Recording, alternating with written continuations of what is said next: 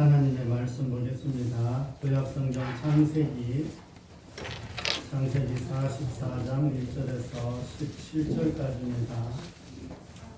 구약성경 70페이지입니다. 성경책 맨 앞쪽에서부터 70페이지. 구약성경 44장 1절에서부터 17절까지 같이 보겠습니다. 구약성경 70페이지입니다. 창세기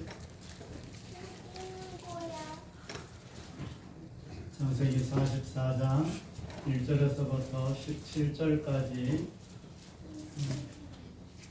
교독하겠습니다.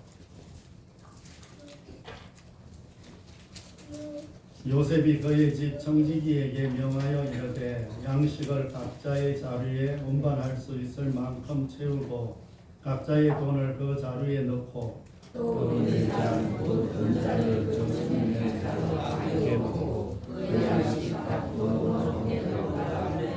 그가 요셉의 명령대로 하고 아침이 밝을 때 사람들과 그들의 나귀들을 보내니라. 그들이 성에서 나가 멀리 가기 전에 요셉이 청지기에게 일어나 그 사람들의 길을 가라서 그들의 길을 내가 어찌하여 선을 악으로 하느냐. 이것은 내 주인이 가지고 마시며 널 점치는 데 쓰는 것이 아니냐. 너희가 이같이 하니 악하도다 하라. 청지기가 그들에게 따라서 그대로 말하니 그들이 그에게 대답하여 내 주여 어찌 이렇게 말씀하시나이까. 당신의 종들이 이런 결칸도 아니하나이다. 우리 자리에 있던 돈도 우리가 가난한 당신에게로 가져가거늘 우리가 어찌 당신의 주인의 집에서 그 돈을 도둑질하리까. 당신의 종들 중 누구에게서 발견되든지 그는 죽을 것이요 우리는 내 주의 종들이 되리이다. 그가 이르되 그러면 너희의 나라가 같이하나 그것이 주님의 생명이면 그는 내게 인생의 것이요 너희는 내가 없으리라. 그들이 각각 급히 자루를 땅에 내려놓고 자루를 각기 푸니 그가 나이 많은 자에게서도 나이 작은 자에게까지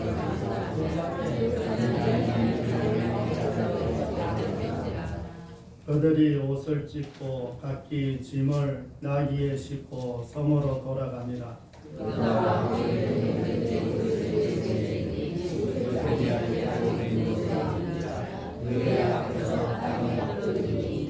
요셉이 그들에게 이르되 너희가 어찌하여 이런 일을 행하느냐.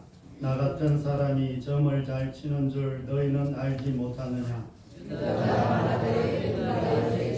무슨 말을 하오리까 무슨 설명을 하오리까 우리가 어떻게 우리의 정직함을 하나님의 존재를 나의 뒤에 우리가 되겠나이다. 같이 읽습니다. 요셉이 이르되 내가 결코 그리하지 아니하리라. 자니 그 손에서 뺏기는 자는 내 종이 되고 너희는 평안히 너희 아버지께로 돌아갈 것입니다. 아멘. 우리 옆에 앞뒷분 인사 한번 하겠습니다. 한 주 잘 지내셨는지요?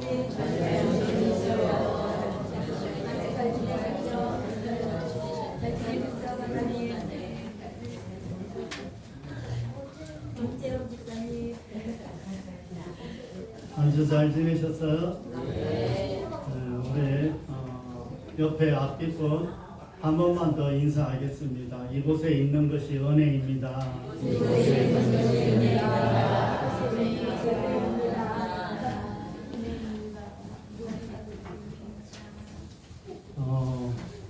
오늘 요 앞에 아이들도 찬양 잘했고 저 뒤에 지연이, 경건이 뭐 저쪽에 애들도 찬양 소리가 다 들리네.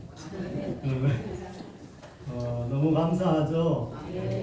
우리 아이들 너무 잘한다고 박수 한번 하겠습니다.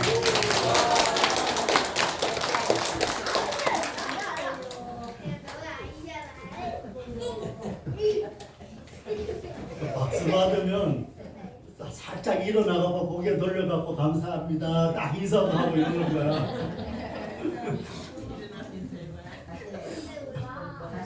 다시 박수.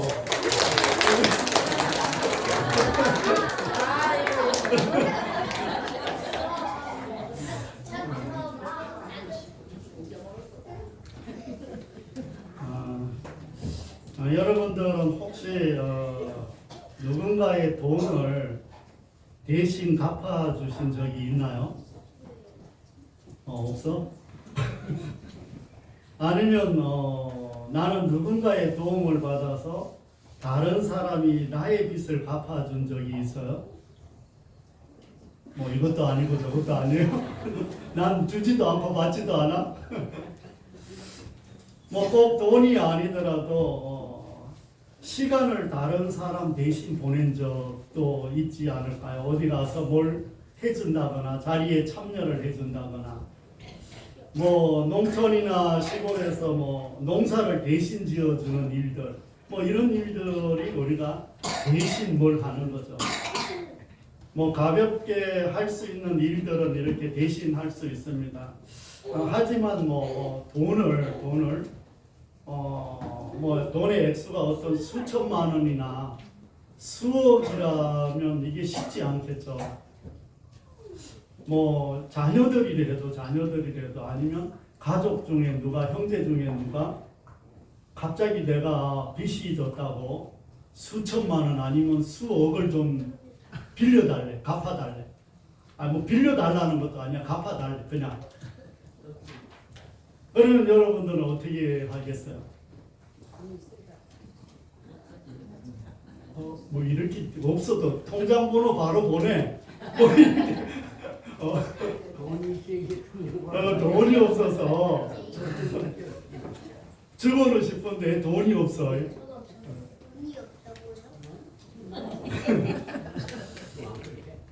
참 그만큼 참 뭐 우리가 없어서 못 주기도 하지만 가족이라도 형제들이라도 돈 몇 천만 원 뭐 아니면 뭐 있다고 해도 설사 돈이 있다고 해도 1억을 좀 갚아줘 이런다고 해서 선뜻 이렇게 쉽게 잘 갚아주지가 않아. 이게 뭐 여러분들이 돈을 이렇게 사용해 보셨으면 알지만 돈이 많은 사람이 많을수록 세면 더 어떻게 해요? 더 정확해. 세면 더 정확해. 돈이 많을수록 세면 더 정확하고 절대 형제들이라도 그냥 안 줘요. 잘. 그 정도로 이렇게 대신 준다는 것이 그만큼 쉽지 않아요. 그래서 누군가에게 무엇이든지 대신 무엇을 해준다는 것은 결코 쉽지는 않습니다. 오늘 말씀을 통해서 이 대속의 은혜가 더 깊이 경험되어지는 저와 여러분이 되시기를 바랍니다. 우리는 지난주 말씀에서 이제 야곱은 그저 시간이 지나가면 모든 것이 해결될 줄 알았습니다. 그래서 세월이 약이겠지 이렇게 시간을 보내다가 뭐 그 끝내 베냐민을 자녀들과 함께 애굽으로 이렇게 보내는 이런 모습들을 봤습니다. 그리고 하나님께서 우리 삶에 개입하시면 시간이 아무리 지나가도 그 문제는 해결되지 않는다는 거예요.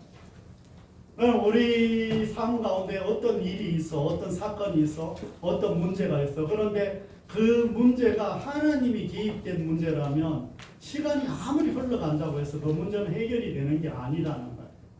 내가 하나님 앞에 나아가든지 어떤 일이 겪고 나서야 깨달아져야 그 문제가 해결된다는 거예요. 그러므로 하나님의 개입은 우리에게 최선이라는 것을 기억하는 저와 여러분이 되시기를 바랍니다. 지난주에 제가 이 단어를 상당히 좋아한다고 말씀드렸는데 기억나세요?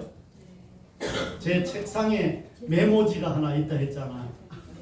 제 책상에 메모지가 하나 있는데 그 메모지에 딱 이 글이 써 있어요. 하나님의 개입은 우리에게 최선이다.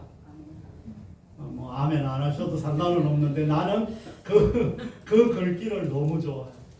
그래서 늘 이제 하나님이 개입하시기를 늘 바라고 기대하고 또 내가 하나님을 못 쫓아가더라도 늘 하나님이 간섭하시기를 늘 바라고 있습니다.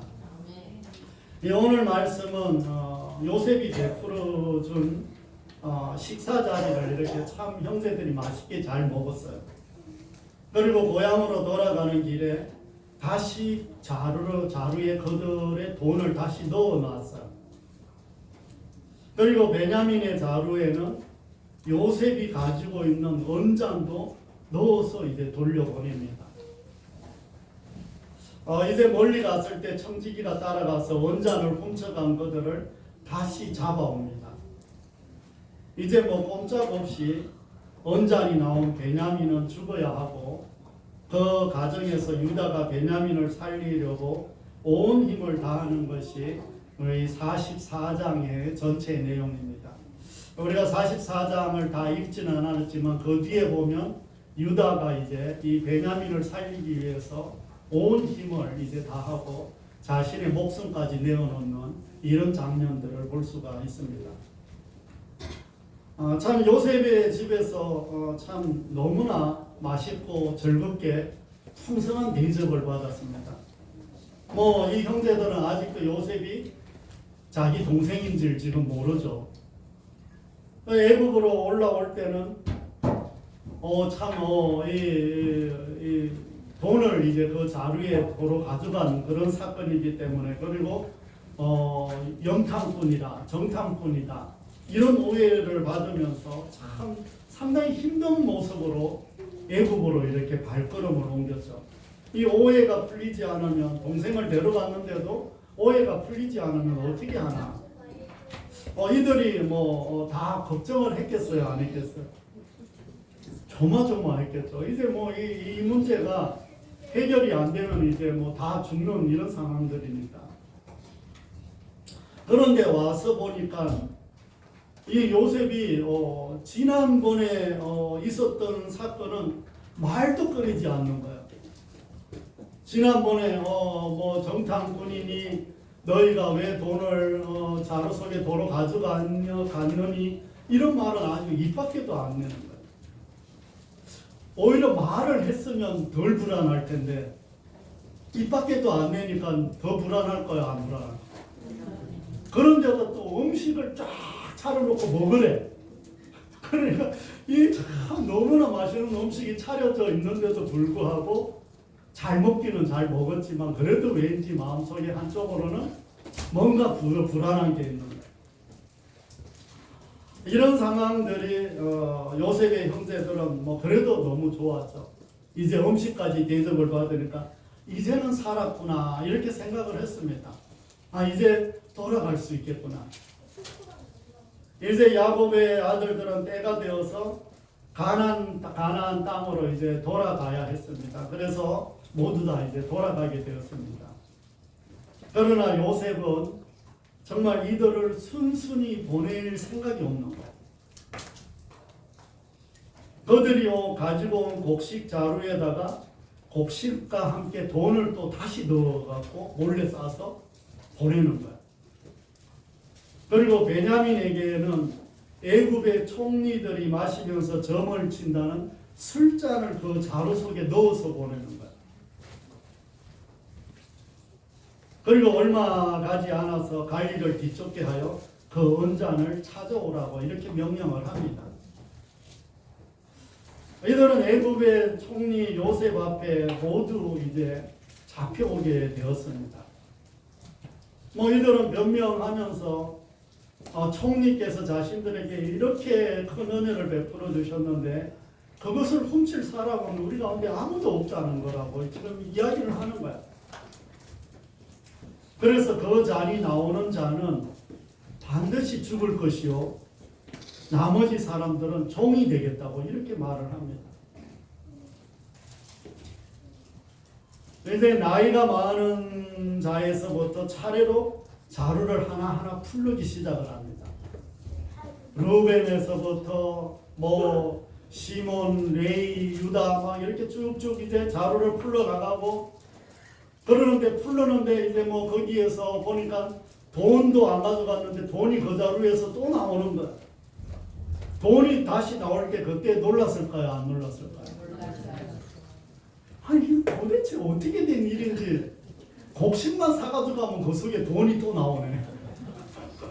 이거 좋아해야 되는 건지 안 좋아해야 되는 건지 알 수가 없는 거예요. 하지만 그래도 지금 이 요셉이 강력하게 주장하는 것은 뭐예요? 언잔이 나온다는 거예요. 언잔이 나오는 자는 반드시 이제 죽는다고 했으니까 언잔이 나오지 않는 것만 생각을 하면서 그나마 다행이라고 생각을 하고 있었을 거예요. 뭐 정말 이제 뭐 어떻게 이런 일이 계속 일어나는지 알 수가 없는 거예요. 마지막 베냐민의 자루에서만 안 나오면 이제는 살았구나 이런 생각을 하면서 모두 눈이 어디가 있어요? 눈이 마지막에 어디가 있어요? 전부 지금 베냐민 자루에만 전부 다 보고 있는 거예요 이제. 근데 베냐민 자루를 딱 쏟았는데 그곳에서 뭐가 나왔어요? 은잔이 나와버렸네. 이 형제들이 지금 성경에 보니까 형제들이 뭐라 그래요? 자기 옷을 찢으면서 아주 뭐 이제 정말 기절하는 거야 이제 기절. 정말 기절을 해야 맞는데 겨우 버티고 있는 거야. 겨우 버티고 뭔가 이 문제를 지금 해결하지 않으면 막내 동생이 죽고 장애인들은 다 종으로 지금 잡혀가야 되는 이런 상황입니다. 아니 어떻게 이럴 수가 있을까? 요셉의 형제들에게 이유 없는 고난이 애굽에서 지금 계속 일어나는 거예요. 난데없이 정탐꾼으로 몰려 죽을 고비를 이렇게 넘기지를 않나? 또 영문도 모르는 채 돈이 자루에 들어가 있는 이런 모습도 보게 되는 거예요. 뭐 이것도 자신들이 한 일이 아니라고 이야기를 했는데도 할 수가 없는 거예요. 그러나 뭐 너무 억울한 거예요. 자기네들이 했어요, 안 했어요? 안 했어요, 안 했는데 이런 일들이 일어나니까 너무 억울한 거예요. 더 나아가서 이번에는 애굽의 총리 은잔을 훔친 도둑으로 이제 몰린 거예요.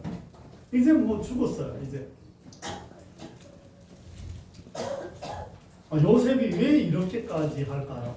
형제들을 왜 이렇게까지 할까요, 요셉이? 어떨 것 같아요? 왜 이렇게 한 것 같아요? 정말 요셉이 정말 과거 도단에서 요셉이 애굽의 종으로 팔려가잖아. 팔려가는데 요셉이 당한 일과 지금 비슷한 상황을 만들어서 형들을 지금 시험하고 있는 거예요. 지금 이 형들이 정말 변했는가? 변하지 않았는가? 변하지 않았으면 여전히 베냐민만 두고 니는 죽어라. 그리고 이들만 살아날 건데 이제 그걸 한번 보는 거죠. 자신을 버렸던 것처럼 동생 베냐민도 버릴 것인지 지금 시험하는 거예요. 이제 요셉은 잔이 나온 자만 남고 나머지 형제들은 집으로 돌아가라는 거예요. 내가 잔이 나온 베냐민만 내가 종으로 삼든지 죽이든지 알아서 할 테니까 너희들은 다 집에 가라. 이 발걸음이 떨어져요, 안 떨어져요? 뭐 이제는 예전하고 달라졌으니까 도저히 발걸음이 안 떨어지는 거야. 이제는 뭐 갈 수가 없는 거야. 그러나 형제들은 이제 베냐민만 두고 가는 것이 결코 평안이 아니라는 것을 알 수가 있었습니다. 왜냐하면 베냐민을 남겨두고 그대로 돌아가면 아버지가 살 수 없기 때문입니다. 그리고 자신들의 자녀를 담보 삼아 아버지에게 베냐민을 꼭 데려오겠다고 장담했기에 베냐민을 데리고 가든지 함께 죽는 길밖에 지금 없는 것입니다. 자신이 아무리 장담해도 베냐민을 살릴 수 있는 길들이 이제 보이지 않는 거예요. 뭐 이들은 아버지한테 큰 소리를 쳤어요, 안 쳤어요? 가서 내가 정말 내가 목숨을 담보 삼고 내가 베냐민 대신 죽더라도 베냐민은 돌려보내겠습니다. 이렇게 했는데도 불구하고 자신이 죽고 싶다고 죽는 것도 아니고 자기가 할 수 있는 일은 없는 거예요.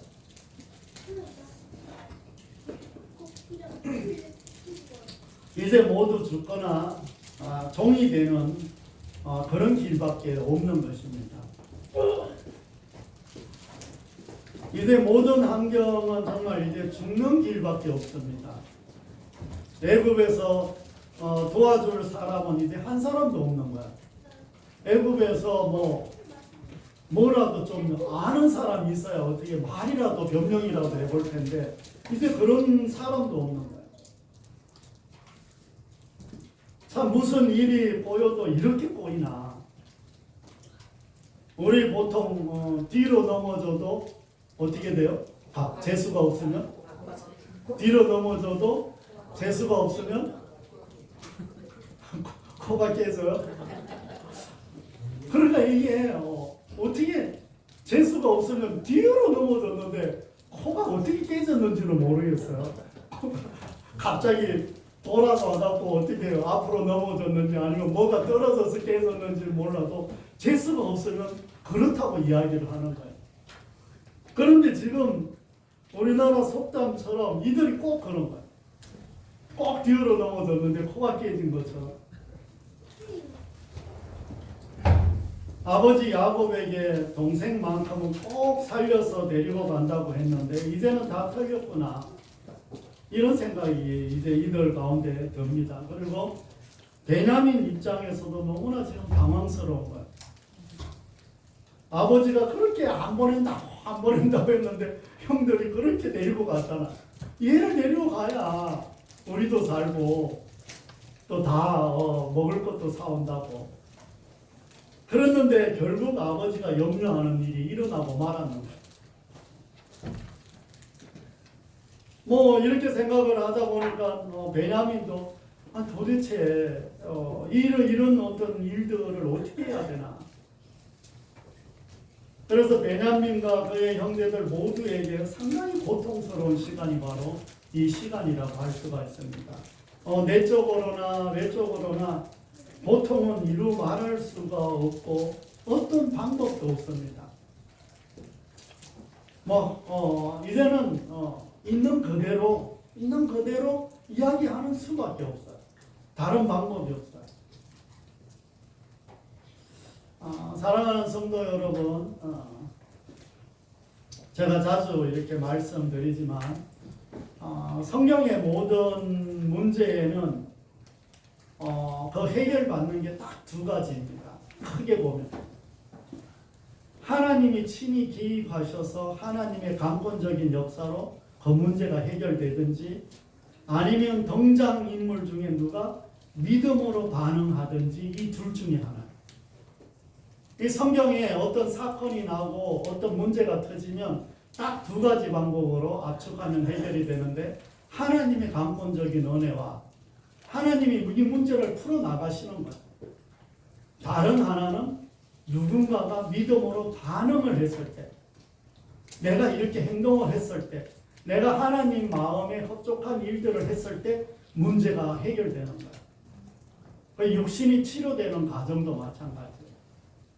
예수님이 성경에 보면 정말 아무 일도 안 했지만 가서 안수하여서 치료해 주시고 눈먼 자를 눈을 뜨게 해 주시고 이렇게 하고 어떤 때는 어떻게 하냐 이러면 치료를 안 해준다는 거예요.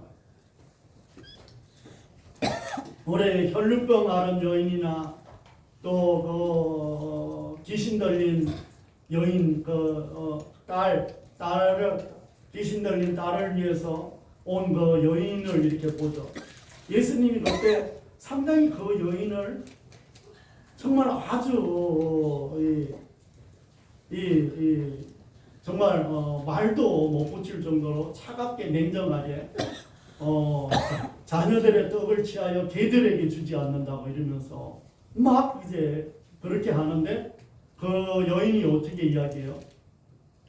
개들도 그 주인의 상에서 떨어지는 부스러기를 먹습니다. 딱 이 말을 하니까 예수님이 뭐라고요? 야, 이스라엘 중에서도 이런 믿음을 본 적이 없다. 그러니까 내 믿음이 너의 딸을 어떻게 했다? 치료했다. 그래서 성경은 딱 이렇게 두 가지로 이야기를 합니다. 하나님이 친히 개입하셔서 이 모든 문제를 풀어나가시든지, 하나는 누군가가 믿음으로 반응했을 때 그 문제가 해결된다는 거예요. 치료도 받고 문제도 해결받고 그렇게 된다는 것입니다. 따라서 오늘 문제는 정말 지금 가족 중에 누가 믿음으로 반응해야 해결된다는 것을 깨닫는 은혜가 우리 가운데 있으시기를 바랍니다. 이제는 모두가 베냐민을 보호하려고 하는 형제들을 이렇게 봅니다.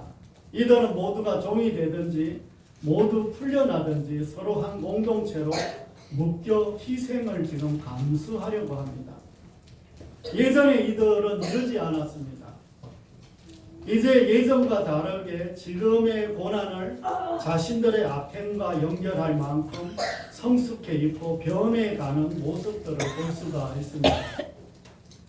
아마 동생 요셉을 팔고 돌아왔을 때 처음에 정말 요셉이 미워서 요셉을 팔고 돌아왔을 때 처음에는 어떤 마음이었을까? 처음에는 아유 그놈 뭐 진짜 우리를 괴롭히고 못 살게 하던 그놈 없어졌으니까 속이 시원하다. 처음에는 아마 이랬을 거예요. 그런데 생각하고 시간이 지나가는 동안 그들에게 평안이 있었을까요? 없었을까요? 아버지를 보니까 맨날 동생 때문에 슬퍼해. 동생의 빈자리가 늘 있어. 가만히 생각해 보니까 우리가 그깟 일 가지고 동생을 죽이려고 했고 팔아넘기려고 했는데 마음의 평강이 그들 가운데 있었겠어요? 없었겠어요? 없었을 거예요. 이제는 책임과 의무를 저버리고 안락한 것을 쫓아가면 마음과 영혼의 평안은 결코 누릴 수 없다는 것을 깨달은 것입니다. 이제 유다는 요셉에게 와서 간절한 마음으로 한 말씀만 아뢰겠다고 이렇게 이야기를 합니다. 그리고는 지난번에 요셉과 대한 내용을 다시 한번 말합니다. 그러면서 정탐꾼으로 오해를 받을 때 가족의 관계를 자꾸 물어 아버지와 동생이 가나안 땅에 있다고 했고 그 동생을 데리고 오기 전에는 누명을 벗을 수 없다 하여 늙은 아버지를 설득해서 동생을 데리고 온 것입니다. 이렇게 말을 하는 거예요. 이제 동생을 데리고 가지 않으면 늙은 아버지가 죽을 것이라고 이렇게 말을 합니다. 언짢이 나온 그 동생은 아버지가 노년에 얻은 아들이라 아버지의 생명과 동생의 생명이 하나와 같아서 베냐민이 돌아가지 않으면 아버지는 스스로 목숨을 끊을지도 모른다고 이렇게 말을 하고 있는 거예요. 시기심에 눈물어 아버지의 받을 고통은 아랑곳하지 않았던 과거의 모습과는 전혀 달라진 그런 모습을 볼 수가 있습니다.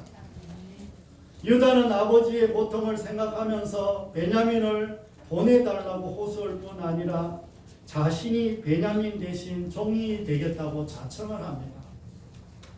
전에는 요셉을 죽이려고 다른 형제들에게 몸값을 받고 미디안 상인에게 팔자고 설득하면서 소극적으로 동생의 목숨을 건졌던 유다가 이제는 직접 자신이 그 몸값이 되어 종이 되겠다고 이렇게 자처를 합니다. 위기에 처한 동생 베냐민과 그 생명과 결탁된 아버지의 생명을 구하려고 위험을 무릅쓰고 적극적으로 말을 하고 있습니다.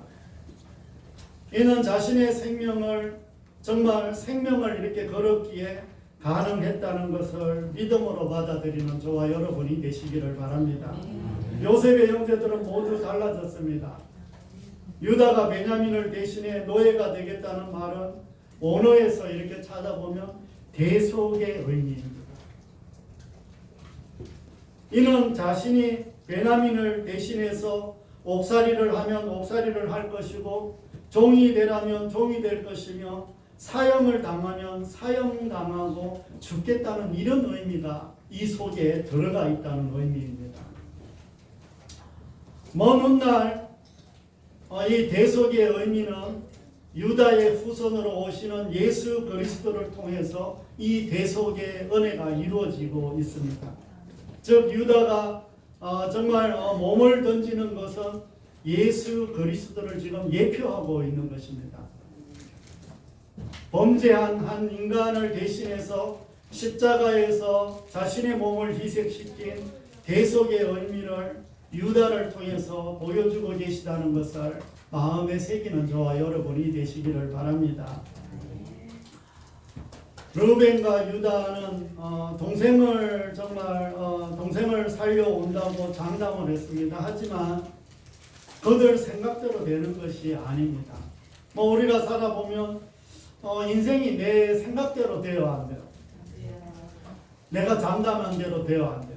쉽지 않습니다. 안 됩니다. 이같이 우리들도 모든 일에 내가 할 수 있다고 장담할 수 있습니다. 내가 그건 내가 한다고.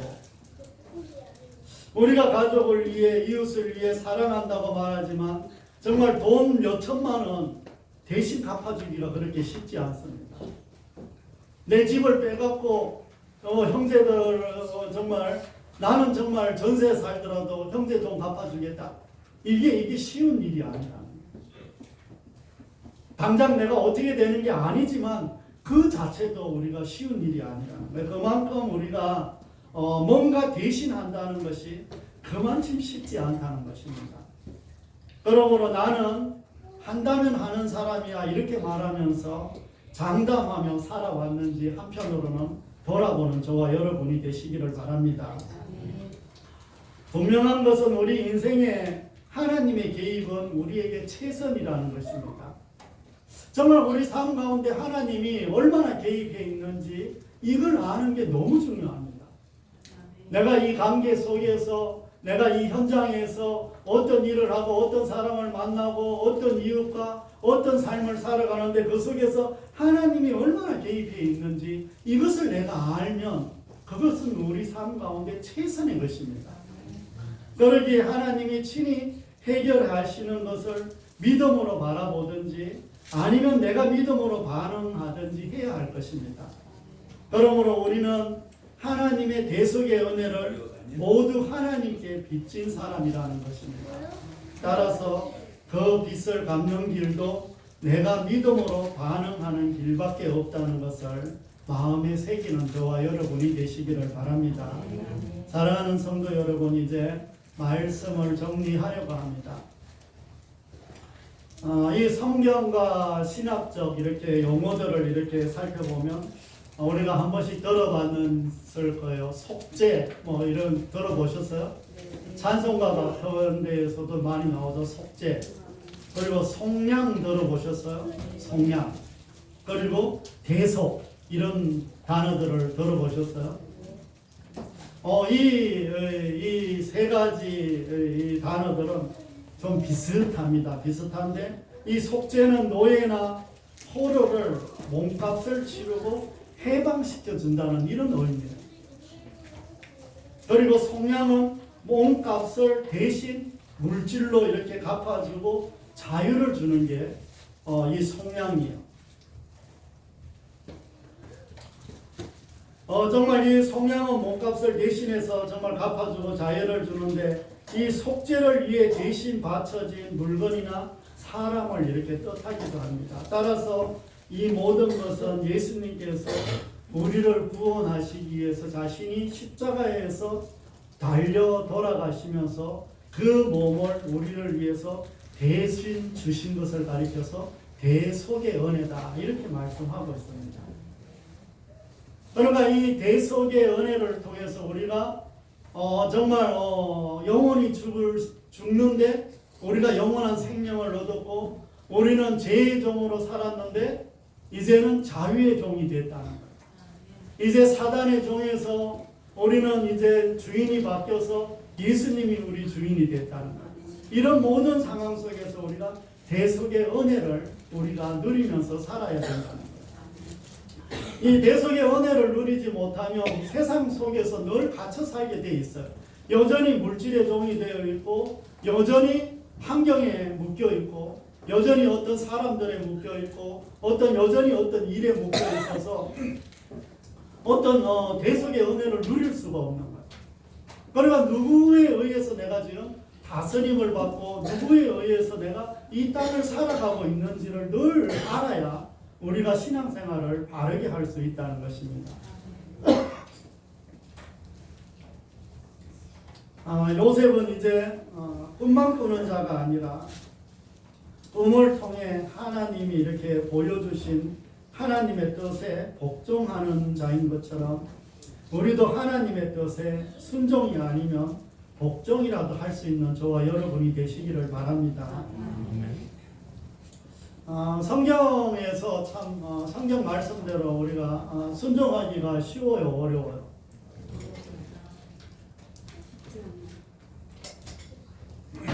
쉬워요, 어려워요? 그래서 참 순종하기가 쉽지 않아서 성경 말씀은 어떻게 해야 돼요? 복종해야 됩니다. 복종. 아멘 안 하네. 아멘. 복종 안 하려고. 성경에 보면은 참 하라는 거와 하지 말라는 거 두 가지가 있는데, 하라는 거는 하고 하지 말라는 건 안 하면 참 쉽긴 하죠. 쉽긴 한데 잘 안 되는 거야. 잘 안 되기 때문에 내가 판단하고 결정해서 하는 게 아니라 말씀대로 복종하는 거야. 그럼 순종이 안 되니까 복종하는 겁니다. 정말 현실 속에서 주어지는 고난을 통해서 우리가 변해가고 성숙해진다는 것을 다시 한번 마음에 새기는 저와 여러분이 되시기를 바랍니다. 우리는 이 땅에 살아가면서 고난이나 고통이 없으면 우리는 절대 변하지가 않습니다. 편하고 잘 먹고 잘 살면 절대 변하지가 않아요. 그리고 절대 하나님 앞에 나올 수가 없습니다. 하나님 앞에 매달리지도 않아요. 혼자 사는 것이 진정한 안식이 아니고 공동체와 함께 하는 것이 진정한 평화가 있다는 것을 알고 기도하는 저와 여러분이 되시기를 바랍니다. 자신을 희생해서 다른 사람을 살리려는 마음은 하나님이 받으신다는 것도 믿음으로 받아들이는 저와 여러분이 되시기를 바랍니다. 이 대속의 은혜를 늘 기억하시기를 바랍니다. 정말 이 은혜는 우리가 매일매일 기억해야 될 은혜예요. 매일매일 이 은혜를 기억하지 않으면 늘 우리 주인은 다른 사람이, 다른 어떤 환경이, 다른 모습들이 우리 주인이 되어서 우리를 이끌고 갈 것입니다. 이 대속의 은혜가 우리 가운데 있을 때만 예수님이 나의 주인이 되어서 나를 이끌어가게 되고 예수님의 통치를 받게 된다는 것입니다. 대속의 은혜 속에서 늘 살아갈 수 있도록 성령님께 도와달라고 기도하며 한 주 살아가는 저와 여러분이 다 되시기를 바랍니다. 기도하겠습니다. 하나님 아버지,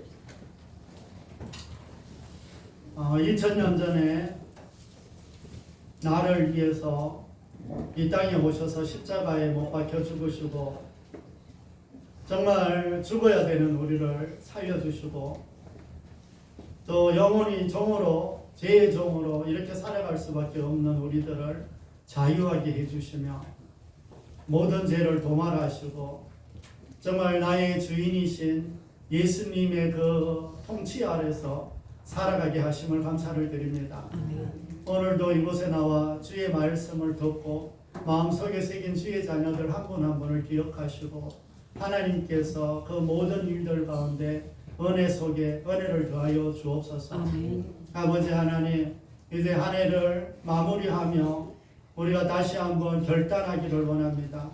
아버지 하나님, 오늘 오후에 있을 헌신 예배를 기억하시고 정말 헌신할 수 있는 계기가 될 수 있도록 도와주옵소서. 헌신하는 것은 정말 순종과 복종으로 주님 앞에 나아가는 것이 헌신이라는 것을 기억하며 다시 한번 우리의 몸을 거룩한 산제사로 하나님 앞에 드릴 수 있도록 도와주시옵소서. 아버지 하나님, 이곳에 있는 주의 자녀들 하나님 건강을 지켜주시고 또 모든 연약한 부분들을 깨끗이 치료하여 주시옵소서. 아멘. 하나님 우리의 가족들을 살펴주시고 도와주시고 지켜주시기를 간절히 기도드립니다. 우리의 또 직장과 사업장과 또 농사짓는 일들과 또 모든 일들 가운데 함께하여 주시옵소서. 아버지 하나님 오늘도 오지 못한 주의 자녀들 위해 은혜 위에 은혜를 베풀어 주시옵소서. 아버지 하나님 또 하나님께서 잃어버린 영혼 준비된 영혼들 또 오고 가다가 정말 교회가 그리워하는 그런 영혼들 하나님 늘 이곳에 와서 예배드리며 새 생명으로 태어날 수 있도록 도와주시옵소서. 아멘. 아버지 하나님 나라가 참으로 어지럽고 혼란스럽습니다. 주님의 다스리심이 있기를 간절히 기도드립니다. 앞에 선 자들에게 정말 두려운 마음을 주셔서 바르게 정치할 수 있도록 도우시고 인도하여 주시옵소서. 하나님 그들이 정말 국민들을 생각한다면 국민들을 위해서 모든 일들을 결정하고 판단할 수 있도록 도와주시옵소서. 아멘. 아버지 하나님 교회 학교 학생들 하나님 이렇게 힘든 시간에 이 자리에 나와서 예배드리는데 하나님 이들 하나하나 기억하여 주셔서 앞날 앞길을 축복하여 주옵소서. 아멘. 아버지 하나님 지혜와 명철과 총명을 더하여 주시고 이들을 통해서 가족이 구원받을 수 있도록 도와주시옵소서. 아버지 하나님 또 원하성 권사님 또 박강희 권사님 이렇게 왔사오니 하나님께서 그 가정들 하는 모든 일들 위해 마음껏 축복해 주시옵소서. 감사와 영광과 존귀를 올려드리며 우리를 죄에서 구원하신 예수 그리스도의 이름으로 감사하며 기도드립니다. 아멘.